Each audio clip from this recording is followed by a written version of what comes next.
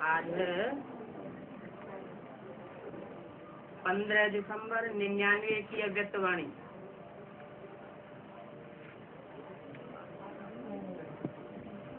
Heading दिया है संकल्प शक्ति के महत्व को जान, इसे बढ़ाओ और संकल्प शक्ति को प्रयोग में लाओ।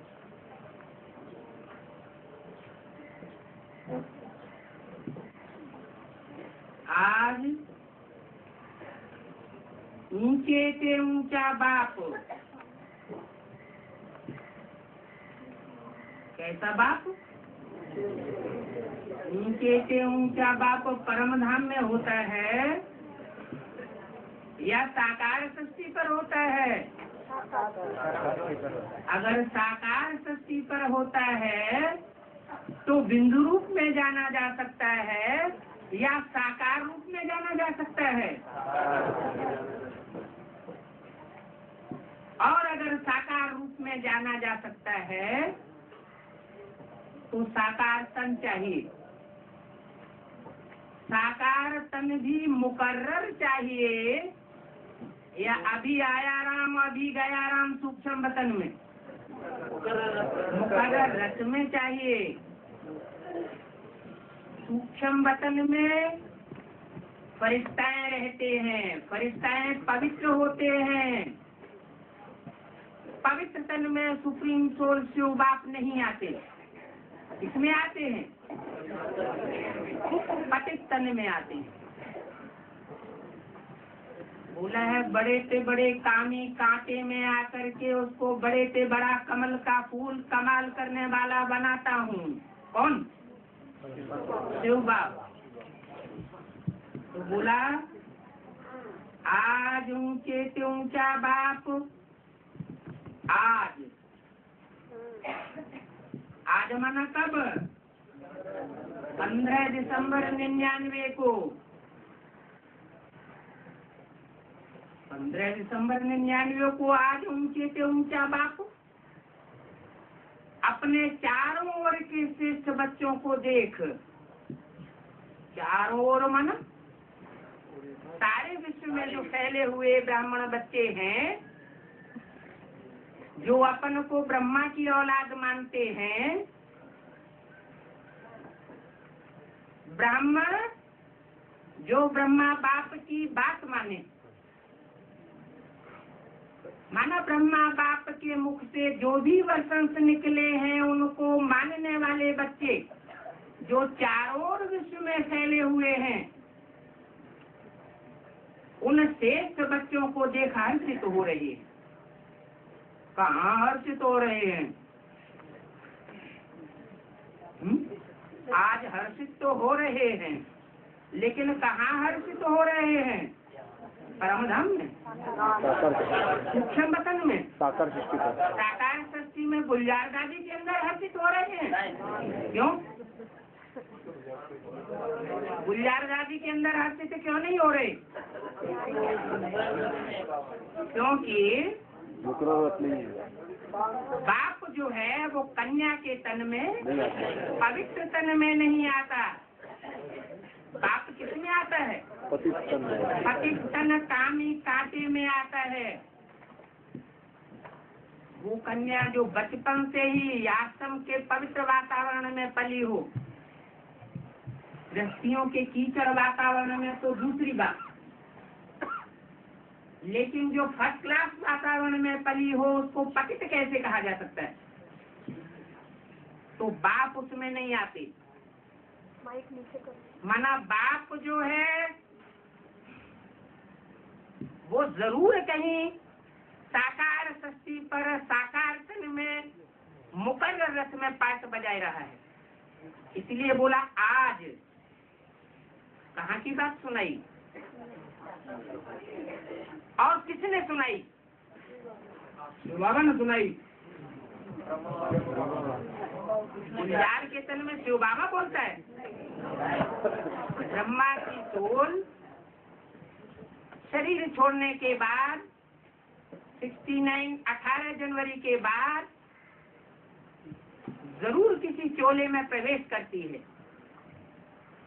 जो पहली अव्यक्तवाणी 21 जनवरी की चली थी, उसमें बताया था जिस संदेशी को मुकर्रर करेंगे उसके तन में आवेंगे। तो गुलजार दादी को मुकर्रर किया गया।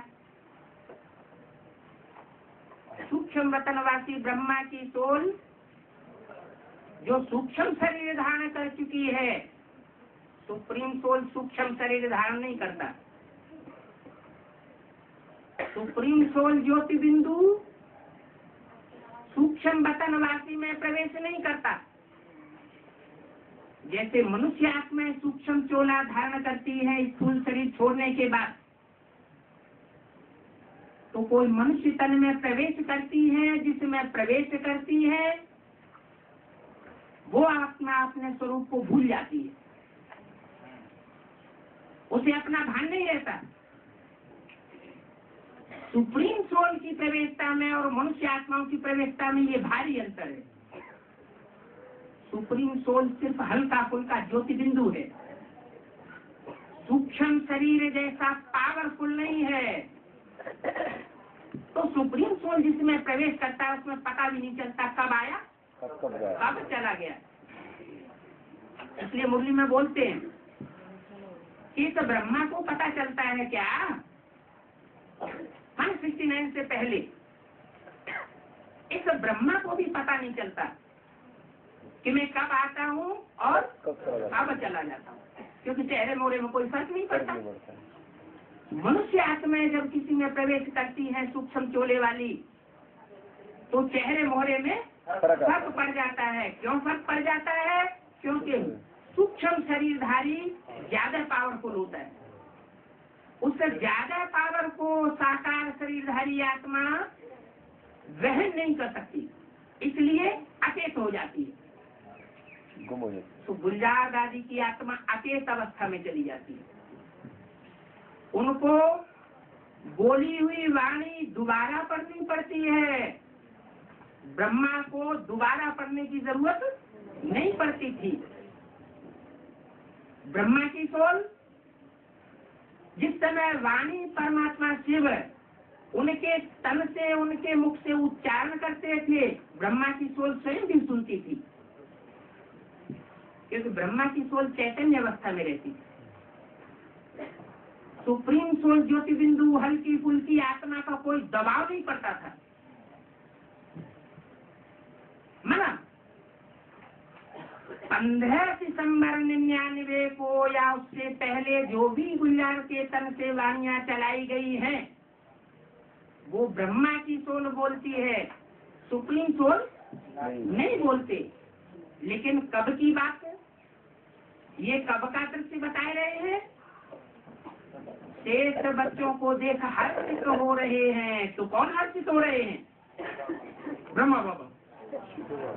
यहाँ तो बोला आज ऊंचे से ऊंचा बाप, ब्रह्मा बाबा ऊंचे से ऊंचा बाप है, उसका कोई बाप नहीं है। मुरली में तो बोला है ब्रह्मा का बाप कौन? माने ब्रह्मा का भी कोई बाप है ना, तो ऊंचे से ऊंचा बाप ब्रह्मा हुआ क्या? तो कौन बाप बोले? शिव बाप बोले गुलजार की तरफ से। हाँ, साकार तन से बोले।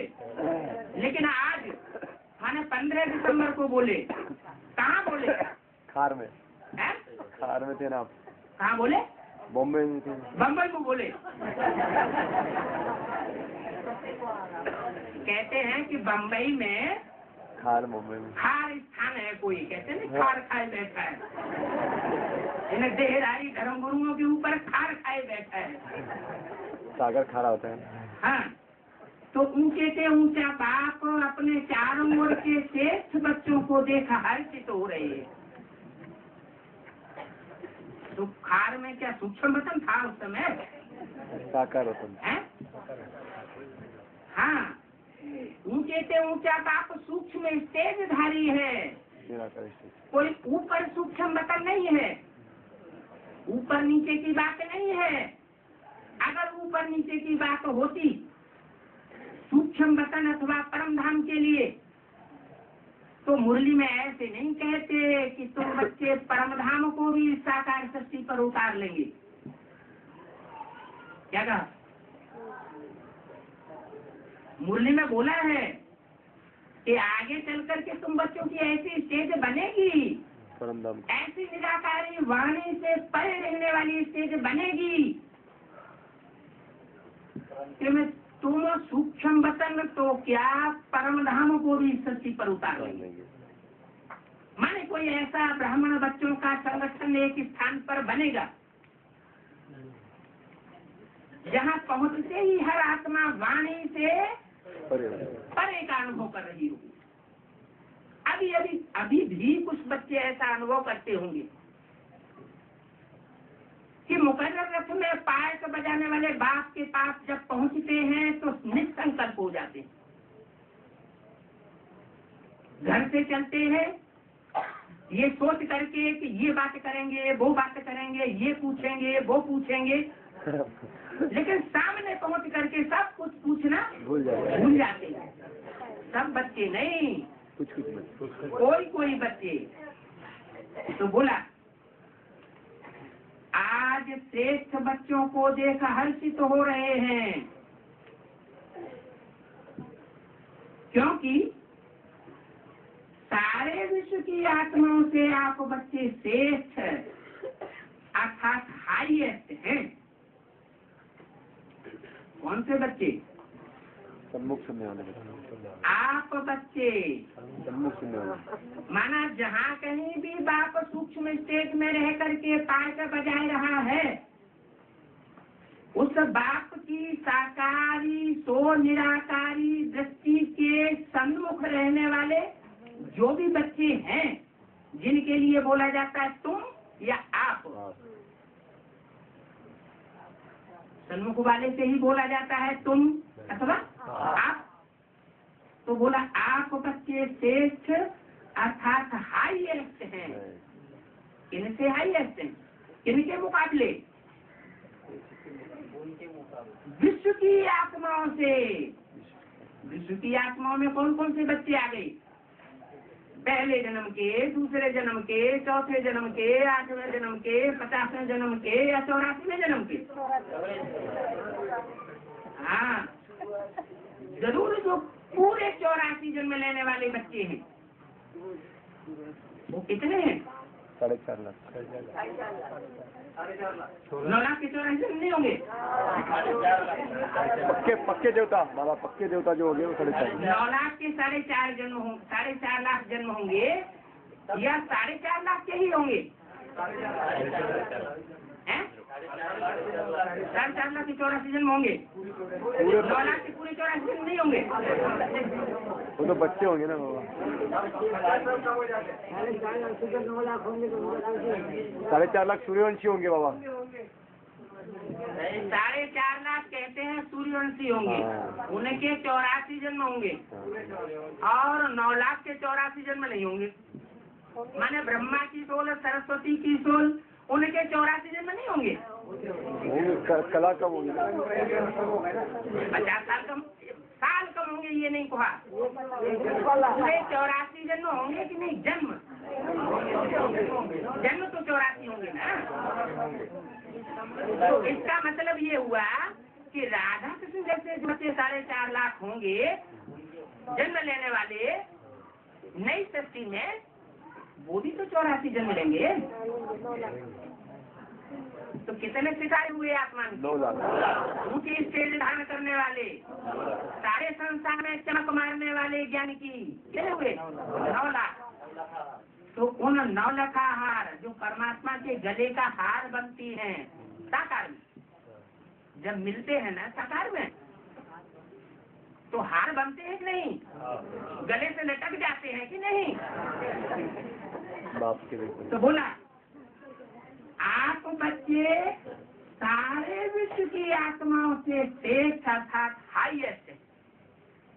सारे विश्व का मतलब ये नहीं कि जब 500-700 करोड़ जनसंख्या दुनिया की होती है तब ही हाईएस्ट है। नहीं, जब दुनिया की जनसंख्या 10 करोड़ होती है द्वापर त्रेता के अंत में, तो उनसे हाईएस्ट नहीं है। अच्छा, उनकी भी बात छोड़ो। सतयुग के अंत में जब 2 करोड़ जनसंख्या होती है मनुष्य आत्माओं की, देव आत्माओं की, तो उनसे भी हाईएस्ट है या नहीं? उनसे भी हाईएस्ट। अच्छा, उनकी भी बात छोड़ो। जो सतयुग के दूसरे, तीसरे, चौथे, 5वें जन्म में जन्म लेते हैं, माने राधा कृष्ण के बच्चे बनते हैं, फिर उनके बच्चे बनते हैं, फिर उनके बच्चे बनते हैं, उनसे हाईएस्ट है या नहीं? उनसे भी हाईएस्ट हैं। तो ऐसे आप श्रेष्ठ अर्थात हाईएस्ट बच्चों से, हाईएस्ट माना तुलना की जाती है, गुड, बेटर, बेस्ट। ये बेस्ट क्वालिटी है। ऐसी क्वालिटी है 83 जन्म लेने वाले बेस्ट क्वालिटी के नहीं है, जो राधा कृष्ण के बच्चे बनेंगे, वो दूसरे धर्म में कन्वर्ट होने वाले। मैन्युफैक्चर्ड बाय शिव बाबा। तो सबसे हाईएस्ट क्वालिटी के 9 लाख जो बच्चे हैं, वो आप बच्चे श्रेष्ठ से श्रेष्ठ, और ऊंचे से ऊंचे, श्रेष्ठ से श्रेष्ठ पाठ बजाने वाले पाठधारी बाप के, हीरो पाठधारी बाप के बच्चे, हीरो बच्चे। दुनिया वाले कहते हैं हाईएस्ट इन द वर्ल्ड। ये कैसी क्वालिटी हुई आप बच्चों की? Highest quality of the world, दुनिया की सबसे हाईएस्ट क्वालिटी के बच्चे हैं। ये जनरेशन कोई साधारण जनरेशन नहीं है। क्यों? जो सत्य के दूसरे, तीसरे और बाद वाले जन्मों में जन्म लेंगे, वो देवता नहीं होंगे क्या? ईश्वरी जन्म है बाबा। हाँ, देवताएं तो होंगे, लेकिन डायरेक्ट ईश्वर से पालना लेने वाले नहीं होंगे अंत में। माना जब ज्ञान सूर्य उदय होने की स्टेज पर होता है, उस समय वो 9 लाख सितारे आसमान में चमकते हैं अमृत वेले, बाकी विदेशी और विधर्मी सब सो जाते हैं, सुबह 8-9 बजे तक सोते रहेंगे। अमृत वेले का उनको कोई कदर नहीं। तो दुनिया वाले कहते हैं हाईएस्ट इन दी वर्ल्ड, और वह भी एक जन्म के लिए। क्या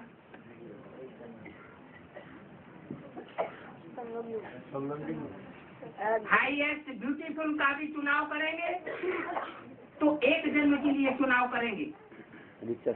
ऐसे नहीं कि हर जन्म जन्मांतर के लिए हाईएस्ट ब्यूटीफुल है कोई।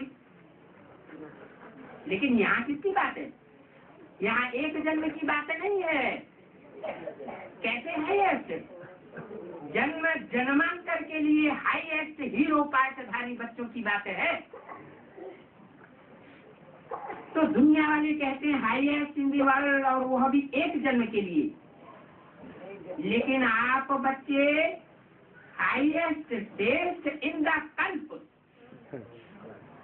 सारे कल्प में हाईएस्ट पाठ बजाने वाले बच्चों की क्वालिटी है। उन आप बच्चों को देख करके हर्षित हो रहे हैं। बाप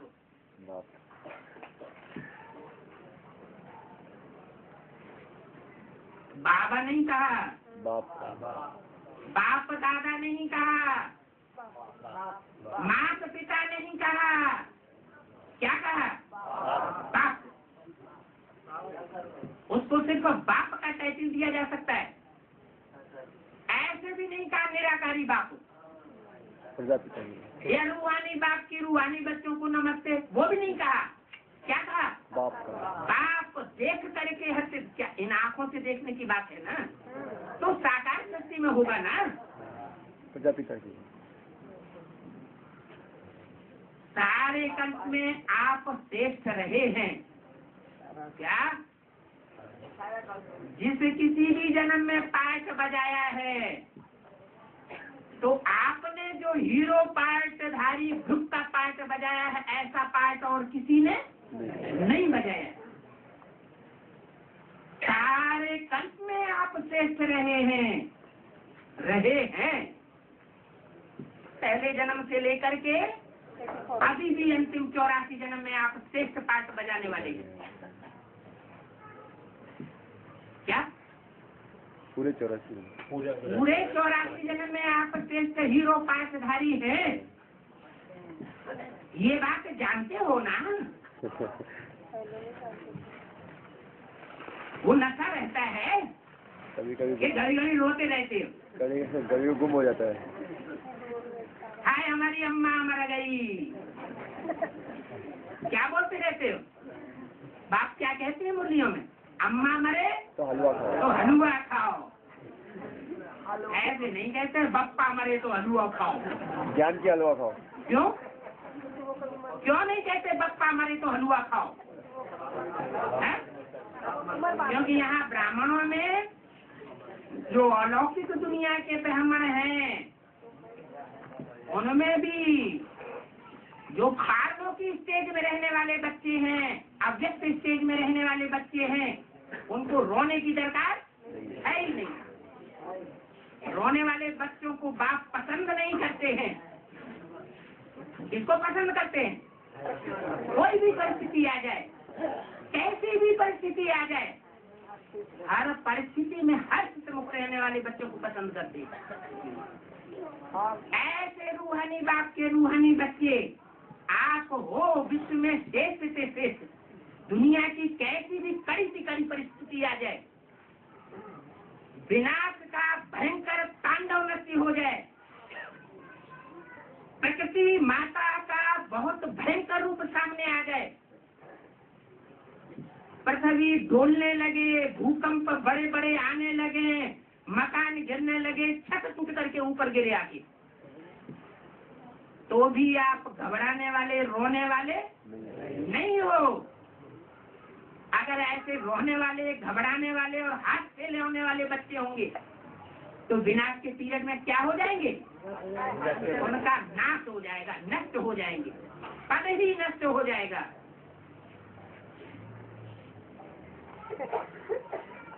तो आप ऐसे श्रेष्ठ बच्चे हो ना, जानते हो ना कि आप कौन हो? अपना अनादिकाल देखो, ऐसा काल देखो, आप अपना अनादिकाल देखो। अनादिकाल किसका होता है? साकार वालों का या निराकारी आत्मा का? साकार वालों का। अरे साकार तो बनता है और बिगड़ता है।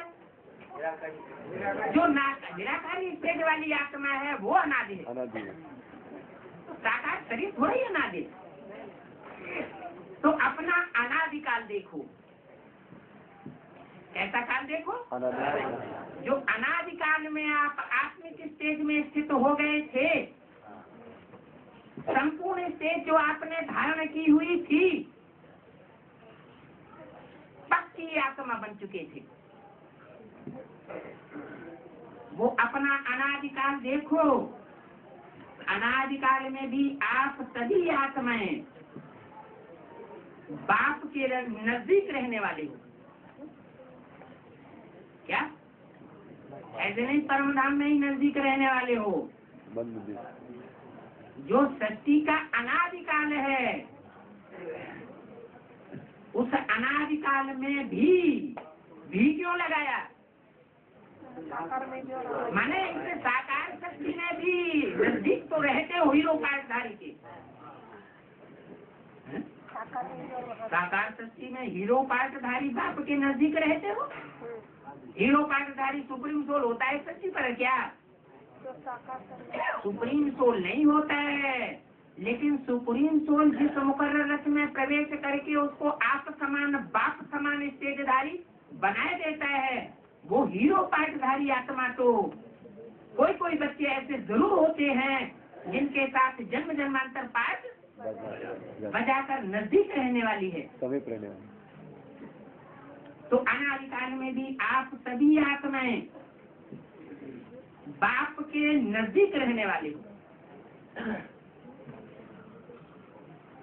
आप सभी आत्माएं, 500 करोड़ नहीं, तो फिर आत्माओं का तो दूसरा लगा दो। और 500 करोड़ आत्माएं हैं, वो आत्मा तो है, अनादि आत्मा तो है, लेकिन आत्म की स्थिति में नहीं रहती। और आप अनादिकाल में भी जब दुनिया का सबसे बुरा हाल होता है बिना स्थिति रहने, उसमें भी आप आत्म की स्थिति में रहने वाले हो। तो अनादिकाल में भी आप सभी आत्माएं बाप के नजदीक रहने वाली हो। और जन्मों में भक्ति कांड में भक्ति करते समय बाप की याद में रहते तो हैं, बुद्धि से नजदीक रहने की कोशिश तो करते हैं, लेकिन वहां की बात से भी ज्यादा श्रेष्ठ बात यहाँ बताई जहाँ आप बाप को प्रैक्टिकल में पहचान लेते हो, प्रैक्टिकल में पहचान के बुद्धि योग से नजदीक रहते हो, देख रहे हो। क्या देख रहे हो? सिर्फ नजदीक नहीं रहते हो। एक होता है नजदीक रहना, बाजू में रहना, गोद में बैठना, और एक होता है आंखों से सन्मुख देखना। यहाँ कौन सी बात कर रहे हैं? आप देख रहे हो अनादि रूप में बाप के साथ साथ समीप रहने वाली शेष आत्माएं हो। अनादि रूप में रहते सभी, रहते तो सभी हैं। क्या रहते तो सभी हैं, लेकिन आपका स्थान बहुत समीप है। क्या पानी बाबा को परम धाम में या बिल्कुल लास्ट टाइम में जब सृष्टि का आत्माओं का यहाँ से जाने का टाइम होता है, आप श्रेष्ठ आत्माएं बुद्धियोग से जाती हैं, मन बुद्धि की पूरी पावर से जाती हैं, और कुछ आत्माएं ऐसी हैं क्या माना कोई कंधे पे चढ़ के बैठेगा, कोई वहां पे चढ़ के बैठेगा, कोई हथेली पे चढ़ के बैठेगा, ऐसे। हाँ, साकार तन से तो उतने समीप होने की बात नहीं है, लेकिन बाप के जिस तख्त पर आप बच्चों का स्थान हो जाता है, कहते ना तुम हमारे दिल पर चढ़े हुए हो, ये हमारे दिल से उतर गया। उतर गया माना दूर हो गया है या नजदीक है? दूर हो गया। तो अनादि रूप में भी ऊंचे से ऊंचे आप बच्चे हो। क्या यानी जो ऊंचे से ऊंचे अनादिकाल है, आदिकाल नहीं। आदिकाल सृष्टि का कब कहेंगे? है सृष्टि का आदिकाल कहेंगे जब पहला पत्ता जन्म लेता है। क्या सृष्टि का आदिकाल कहेंगे जब पहला पत्ता सीकत से जन्म लेता है। उसकी बात नहीं बताई, उस टाइम की बात। उससे भी जो पहले श्रेष्ठ से श्रेष्ठ काल है, वहाँ की बात बता रहे हैं। पुरुषोत्तम संगम युग, जहाँ पुरुषों में उत्तम से उत्तम आत्माएं सारी सृष्टि पर नंबरवार प्रत्यक्ष होती है, वो पुरुषोत्तम संगम युग।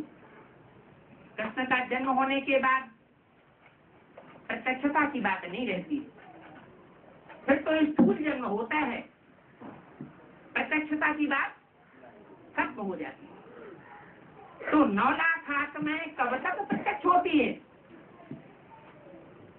जब तक श्री कृष्ण का साकार रूप में इस सृष्टि पर जन्म नहीं होता है, तब तक 9 लाखवीं आत्मा भी प्रत्यक्ष होती रहेगी। वो अपने 84 जन्मों को तब तक पहचानती रहेगी, पुरुषार्थ करती रहेगी। बाप से अपना वर्षा लेती रहेगी। तो अनादि रूप में भी ऊंचे से ऊंचे हो। फिर आओ अनादिकाल में, माने फिर आओ आदिकाल में। कहाँ आओ? फिर आओ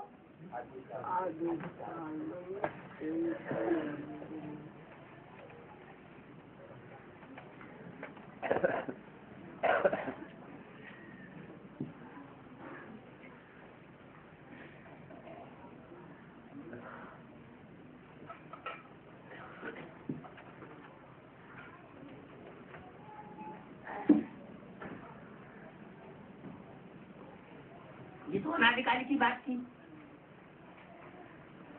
अनादिकाल समझ लिया। अब आओ आदिकाल में। सभी बच्चे देव पदधारी देवता रूप में हो। क्या आप सभी बच्चे आदिकाल में क्या हो? ब्राह्मण रूप में नहीं रहेंगे। फिर जो भी सच्ची पर साकार रूप में होंगे वो किस रूप में होंगे? देवता रूप में होंगे। कब की बात बताई? आदिकाल माने कब?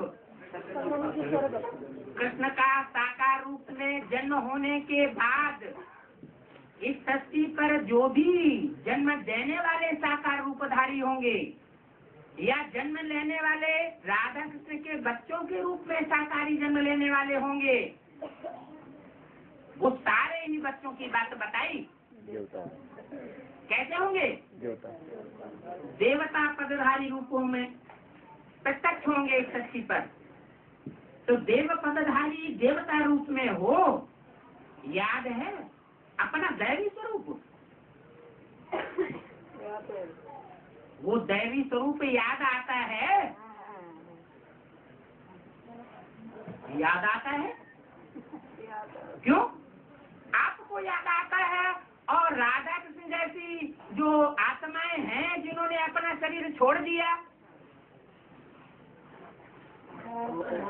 ब्रह्मा, सरस्वती, भाऊ, चंद्रमणि दादी, मनमोहिनी दीदी, उनको याद नहीं आता है। आपको याद आता है? आपको याद आता है, उनको नहीं याद आता है क्या? आता है कि नहीं आता है? आता है। उनको भी याद आता है। तो कैसे याद आता है? वो तो शरीर छोड़ गई। प्रवेश करते हैं। हाँ, प्रवेश करते हैं। वो आत्माएं भी इस समय हम बच्चों में प्रवेश करते हैं। प्रवेश करके पाठ बजाए रही है। तो जो प्रवेश करने वाली सूक्ष्म शरीरधारी आत्माएं एडवांस पार्टी के बच्चों में प्रवेश कर रही है, वो भी साकार शरीर में प्रवेश करके पाठ बजा रही है ना। तो बोला याद है अपना दैवी स्वरूप? क्या अपना दैवी स्वरूप? तो हंसने की क्या बात? अरे हम बच्चों में से कोई बच्चे ऐसे भी तो होंगे जिनके लिए बाबा ने मुरली में बोला है, अगर भक्ति मार्ग के संस्कार अंत में रह जाएंगे तो शरीर छोड़ना पड़ेगा। तो अगर शरीर छोड़ना पड़ेगा एडवांस पार्टी के बच्चों को भी, तो बच्चे का रूप होगा नहीं? हाँ, तो उनको तो याद नहीं होगा। तो पूछा याद है अपना दैवी स्वरूप? वो दैवी स्वरूप छोटे बच्चे का होगा या बड़े बच्चे का होगा? आपका है? ये बड़ा बड़ा सब बोलते हैं। बड़े बप्पा के बच्चे। बड़ा बनने में तकलीफें कितनी होती है वो नहीं जानते हैं? अरे बड़ा बच्चे का रूप होगा या छोटे बच्चे का रूप होगा? ये भाई लोग बहुत बड़ा बड़ा बोल रहे हैं। भक्ति के संस्कार नहीं है ना? हैं? इन लोगों में भक्ति के संस्कार नहीं है, इसलिए भक्ति के संस्कार नहीं है। माताओं में ज्यादा रहते हैं। हाँ, माताओं के भक्ति के संस्कार ज्यादा है। माने माताएं जो है वो सब शरीर छोड़ देंगी।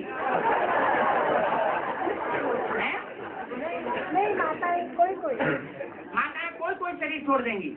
आप जिनमें भक्ति के संस्कार, आप आप शरीर नहीं छोड़ेंगे, खड़े तो हो जाओ थोड़ी। अरे देखो भाई, महारथी बोल रहा है, सब सभा के अंदर बोल रहा है, खड़े हो जाओ। अरे परिवार है, कोई बात नहीं। तो माता जी बोल रही है कि मैं शरीर छोड़ने वालों में से नहीं हूँ। देखो इधर देख लो, प्रतिष्ठा हो गई आपकी, पक्का कर लेना। नहीं रख रहे ना, नहीं रखने। ये माला वाला, ये गले में जो माला वाला है, भक्ति का नहीं ये भक्ति का संस्कार नहीं। ये कानों में बूंदे बूंदे, ये माथे पे बिंदी बिंदी, माना वो उपवास रखना, भक्ति वो तो उपवास रखने के लिए है। उपवास रखना और माला फेरना भक्ति के संस्कार है। हाँ, उपवास रखना, माला फेरना, ये भक्ति के संस्कार। माला गले में लटकाना, ये भक्ति के संस्कार है। बाबा जीते जी मरना है उनको। बाप ने, हाँ खड़े होके बोलो, खड़े होके, नहीं तो खड़े होके बोलोगे नहीं तो ये सब लोग बोलने पर बोलेंगे। इनमें से कोई सही छोड़ने वाला नहीं। अच्छा तो आप भी बिंदी लगाओ, माला धारण करो। हैं? क्यों छोड़ेंगे? और ये जो भाई मेरे इनमें कोई नहीं छोड़ेगा, नहीं छोड़ेगा। अच्छा आप सिर्फ माला धारण करना शुरू कर दो। बाबा ने बोला है अंत तक अगर कोई भी निशानी रह जाएगी, स्थूल रूप में हो या सूक्ष्म संस्कार स्वभाव के रूप में हो, कोई भी निशानी अगर भक्ति मार्ग की रह जाएगी तो शरीर छोड़ना पड़ेगा। अभी तो सब पक्के हो गए हैं, लोक लाज की परवाह नहीं करते। तो ये भी नहीं रखना है क्या बाबा? भगवान के पक्के बच्चे हो चुके हैं, क्योंकि मीरा वो लोक लाज की उसने कोई परवाह नहीं की। जो भस्म होने वाली दुनिया है उसकी लोक लाज की परवाह क्यों रखे? जो आने वाली नई दुनिया बाप की बनाई हुई है उसकी लोक लाज की परवाह रखनी है, या जो भस्म होने वाली दुनिया है उसकी परवाह करनी है? आने वाली दुनिया की लोक लाज रखनी है। माताओं को तो ये पहनना ही पड़ता है ना। थोड़ा हाँ, कहते हैं युगल है, साथ में तो ये रखना ही पड़ता है। आपका नाम पुष्पा माता? पुष्पा माता बम्बई नहीं, अहमदनगर की कहती है कि ये तो माताओं को तो पहनना पड़ता है ना। युगल है, साथ में तो पड़ता है, मैंने मजबूरी है। सर्वशक्तिवान बाप की औलाद, लेकिन जो रावण की चलाई हुई भक्ति है उस भक्ति के संस्कारों को मानने के लिए मजबूरी है। मजबूरी है लौकिक में तोड़ निभाने के लिए। लौकिक में तोड़ निभाने के लिए ये मजबूरी है श्रीमत के बरखिलाफ चलने की, कि माला भी पहननी है, सोने के जेवर भी पहनने हैं, क्योंकि समाज में रहना है ना, भस्म होने वाले समाज में रहना है। बाबा ने बोला है दोनों तरफ तोड़ निभानी है। हाँ, बाबा ने बोला दोनों तरफ तोड़ निभानी है, और उसका यही तरीका है कि श्रीमत के बरखिलाफ जो भी बातें हैं उन सबको पालन करना है। ठीक है, आज से नहीं, आज से निकाल देंगे, है? आज से निकाल देंगे बाबा। तुम कह रहे हो तुम्हारी बात को मानना जरूरी है क्या? तुम्हारा पुष्पा माता के ऊपर क्या अधिकार? गुरुबल के बेटे हो क्या? आपकी श्रीमत के अनुसार चलना है ना? आपकी श्रीमत के अनुसार ही तो चलना है। आपको चलना है, आप चलिए, दूसरे के ऊपर क्यों? वो हमारी बहन है। अच्छा, तो बाबा ने बोला या अव्यक्त बाप दादा ने बोला? बाबा ने बोला। अव्यक्त बाप दादा ने बोला याद है अपना दैवी स्वरूप। अव्यक्त बाप दादा ने बोला कि बाप ने बोला कि बाबा ने बोला? याद है अपना दैवी स्वरूप है। देव आत्माएं, उनको जो प्राप्ति होनी चाहिए वो सब प्रकार की शक्ति की प्राप्ति, सब प्रकार के प्रकृति के सुख, कमजोरी अनुभव नहीं होगी। कोई भी विकृति, कोई भी बीमारी शरीर में नहीं होगी, और मन में जो अभी संकल्प आते हैं, कैसे कैसे संकल्प आते हैं? व्यर्थ संकल्प आते हैं, दुख के संकल्प आते हैं, रोने धोने के संकल्प आते हैं, वो कोई भी प्रकार के संकल्प नहीं होंगे। और जन की प्राप्ति, कैसी प्राप्ति? जन की प्राप्ति माना कोई भी आस पास या दूर रहने वाला मनुष्य आत्मा देवात्मा रूप में ऐसी नहीं होगी जो जन के रूप में हमको दुख देने वाली हो। मन का सुख, तन का सुख, धन का सुख और जन का सुख। जो मित्र संबंधी होंगे, जो भी आसपास के होंगे, वो सब मनुष्य माना जन सुखदायी होंगे, किसी प्रकार का सुख देने वाले नहीं होंगे।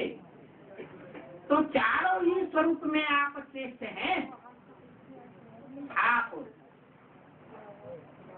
सदा संपन्न हो। सदा माना कोई भी जन्म ऐसा नहीं है जिसमें आप संपन्न न बने, सर्व प्राप्ति स्वरूप हो। ऐसा देव पद और किन्हीं भी आत्माओं को प्राप्त नहीं होता है। क्या? कैसा देव पद? जहाँ तन से भी सुखी हो, मन से भी सुखी हो। अभी की बात, आदिकाल अनादिकाल में से कौन से काल की बात बताई? अनादिकाल की बात अभी की बताई कि तन से भी सुखी, मन से भी कोई ऐसा दुष्ट संकल्प न आए जो दुख देने वाला हो। धन से भी सुखी, क्या? धन की भी किसी प्रकार की कमी महसूस न हो। जो कार्य जब करना हो तब वो धन स्वतः ही कहीं न कहीं से मिले।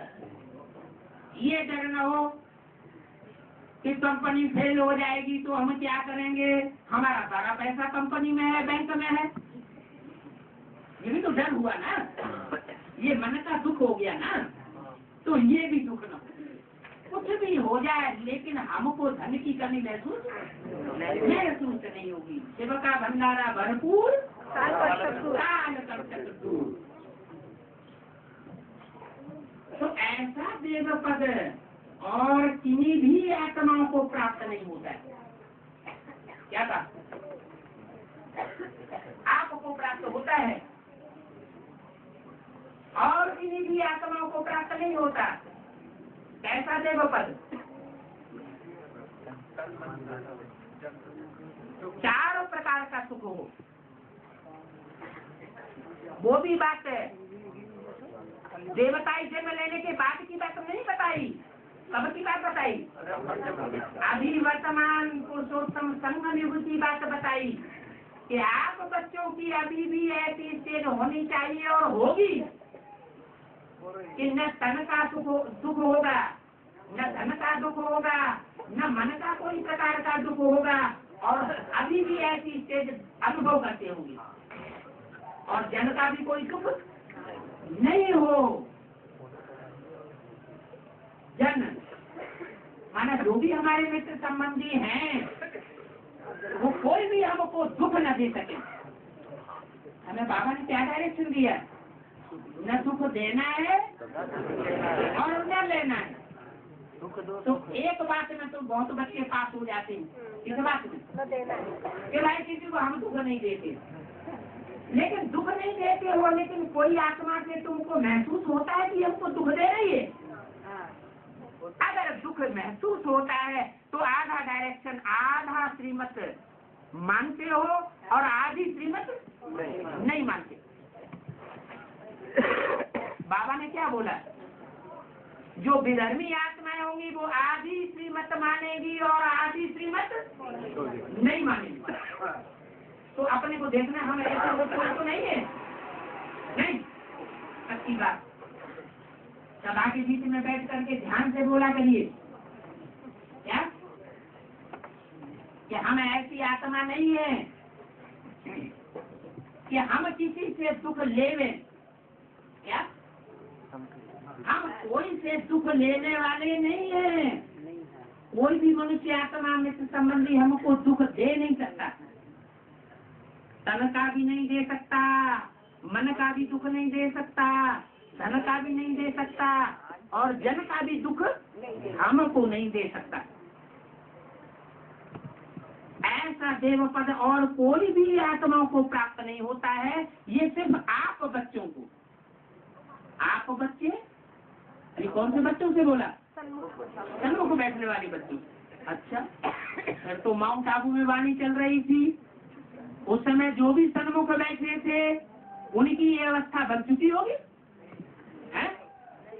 नहीं, ये कैसे? उनकी क्यों नहीं बन चुकी होगी? हाँ, यहाँ जो बात बोलने वाला है, आप कह के जो बोल रहा है, वो कौन बोल रहा है?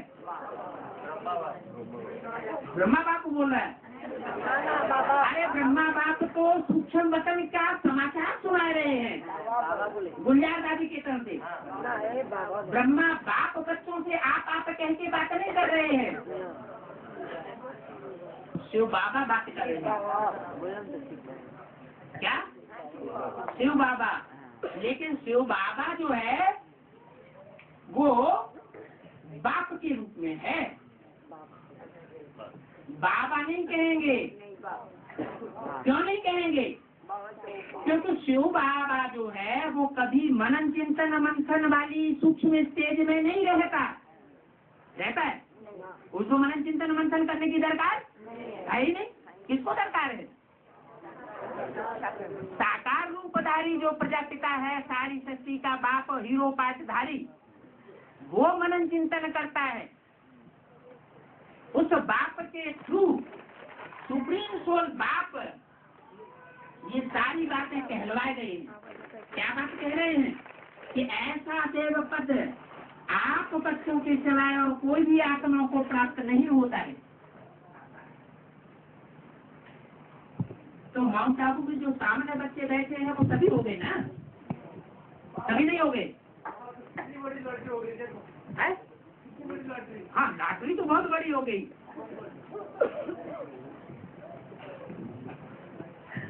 चाहे धर्मात्माएं हैं, क्या कहा?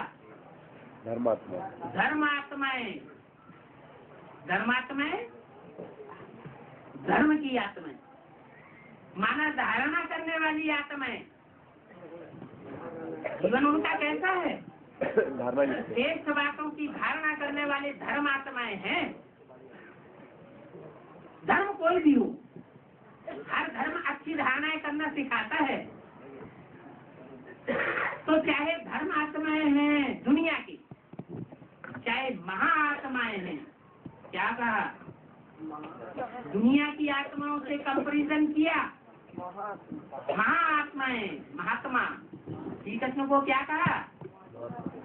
महात्मा कहा। कैसी आत्मा है? महान आत्मा।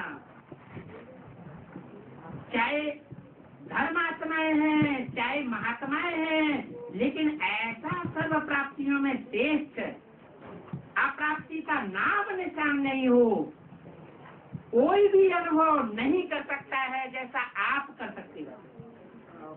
क्या? आप माना सन्मुख बैठे हुए आप साकार रूप बच्चे जैसा अनुभव कर सकते हो, ऐसा कोई भी महान आत्माएं अनुभव नहीं कर सकती। सत्य की सोल भी नहीं कर सकती। क्यों? क्यों नहीं कर सकती? क्योंकि साकार रूप में अपने चोले से वो आत्मा अभी इस धरती पर नहीं है। धर्म पिताओं की आत्मा, क्राइस्ट की आत्मा, बुद्ध की आत्मा, जो धर्म आत्माएं हैं, अपने धर्म के सबसे श्रेष्ठ से श्रेष्ठ धारणा करने वाली आत्माएं, वो भी अनुभव नहीं कर सकती। फिर आओ मध्यकाल। अभी बात कहाँ की सुनाई? आदि और अनादि। पहले अनादि, न वो तो आप बच्चों के लिए सुनाई, दुनिया के मुकाबले में अनादिकाल की बात आधारभूत हैं जिनमें वो प्रवेश करते हैं। माना महात्मा बुद्ध जैसी आत्मा जिसमें प्रवेश करती है, इसमें सिद्धार्थ, वो सिद्धार्थ वाली आत्मा भी भले माउंट आबू में बैठी हुई हो, वो भी इस स्टेज का अनुभव नहीं कर सकती। वो इस समय मध्यकाल में कही जाएगी, मध्यकाल की आत्मा कही जाएगी या आदिकाल की आत्मा कही जाएगी? मध्यकाल की आत्मा होगी। आदिकाल में सत्युग त्रेता में नहीं आएगी। आधारभूत आधारभूत ब्राह्मण की तो बात की, उन्हीं धर्मात्माओं की तो बात की। आदिकाल वालों की बात की तो वो भी उस अनुभव को प्राप्त नहीं कर सकते। आप बच्चे जो सन्मुख बैठे वो उस अनुभव को प्राप्त करने वाले हो। फिर आओ मध्यकाल में। क्या सतयुग के जो धर्म पिताएं हैं आधारभूत, वो भी अनुभव नहीं कर सकते, आप अनुभव कर सकते हो। अब आओ मध्यकाल में, द्वापर में। तो मध्यकाल में भी आप आत्माएं पूज्य बनती हो। क्या कहा? मध्यकाल में भी आप आत्माएं पूज्य बनते हो, वो पूज्य नहीं बनते। कौन? जो आधारभूत ब्राह्मण हैं वो पूज्य नहीं बनते। क्या? वो नहीं बनते पूज्य। क्यों? महात्मा बुद्ध का जो रूप हम देखते हैं, गया में इतनी बड़ी मूर्ति है, वो पूज्य रूप नहीं है, है? हाँ, मंदिर बनाकर देवता के रूप में उनकी पूजा नहीं होती। मध्यकाल में भी आप आत्माएं पूज्य बनते हो, वो पूज्य नहीं बनते। आपके जड़ चित्र पूजे जाते। क्या कहा? आपके जड़ चित्र पूजे जाते हैं, उनके जड़ चित्र नहीं पूजे जाते। ये क्या बात हुई? अभी तुम महात्मा श्री कृष्ण की भी बात कर दी कि महात्मा श्री कृष्ण की जो सोल है वो भी उस स्टेज का अनुभव नहीं कर सकती, आप करते हो। तो कृष्ण की पूजा नहीं होती क्या? होती तो है, लेकिन संगम युग में साकार चोले से, अपने साकार चोले से जो पाठ बजाया है ब्रह्मा के रूप में, उसकी पूजा नहीं होती है, लेकिन आपकी पूजा होती है। माना वही कृष्ण महात्मा की सोल तुम बच्चों में प्रवेश करती है साकार रूप में, लेकिन तन किसका होता है? तन तो आपका साकार में होता है। तो जो तन है वो भी तो जड़ है ना। तन क्या है? जड़ है। उसकी यादगार मूर्ति पत्थर की, सोने की, चांदी की, तांबे की कहाँ बनती है? मध्यकाल में। हम तो उससे भी बड़े हो गए हैं? उससे भी बड़े हो गए। सबसे बड़े हो गए इससे? हाँ, आप तो चाचा ताऊ हो गए हैं? क्योंकि चाचा और ताऊ बड़ा कहा जाता है या छोटा? हैं? क्योंकि आप तो जन्म देने वाले हो गए ना, जन्म लेने वाले नहीं हैं। जन्म देने वाला रचयिता कहा जाता है और जन्म लेने वाली रचना कही जाती है। रचयिता हमेशा उच्च पद वाला होता है, पावरफुल होता है, और रचना उतनी पावरफुल नहीं होती है। तो बोला आपके जड़ चित्र पूजे जाते हैं। क्या? उन धर्म पिताओं के जो जड़ चित्र हैं उनकी पूजा नहीं होती है। पूजा माना फूल पत्र चढ़ाना, उनके मूर्ति के सामने बैठ के कीर्तन करना, ये सब पूजा धर्म पिताओं के जड़ रूप की नहीं होती है। माना जो ऊपर से आने वाले धर्म पिता हैं, इब्राहिम, बुद्ध, क्राइस्ट, वो जिन शरीर में प्रवेश करते हैं, वो आधारभूत ब्राह्मण तो हमारे ब्राह्मणों की दुनिया में हैं, लेकिन उनके जड़ रूप की पूजा नहीं होती है। लेकिन आपके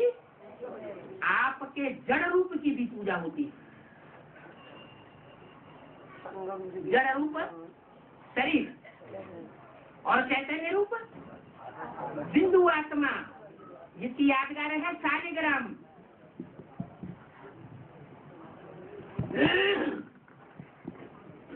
तो बोला आपके जड़ चित्र पूजे जाते हैं।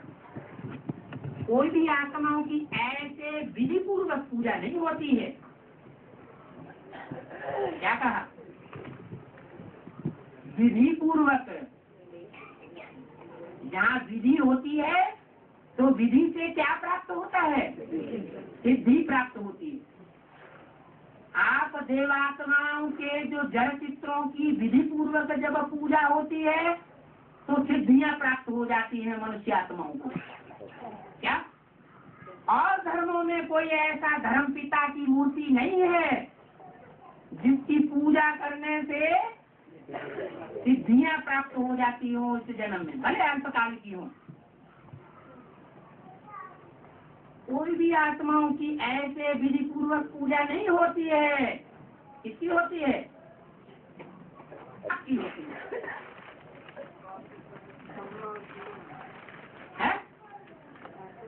ब्रह्मा का जड़ चित्र है। ब्रह्मा के जड़ चित्र की पूजा नहीं होती है ऐसे विधि पूर्वक, आपकी होती है। ब्रह्मा के भी जड़ चित्र की पूजा तब होती है जब ब्रह्मा की सोल कोई बड़ी अम्मा में प्रवेश कर जाए। जगदम्बा के रूप की पूजा होती है। लेकिन दादा लेखराज ब्रह्मा का जो चेहरा मोहरा है, जो चित्र रखने के लिए बाबा ने इनकार कर दिया कि उनका चित्र भी रखने की दरकार नहीं है, उसकी पूजा नहीं होती। ओम शांति।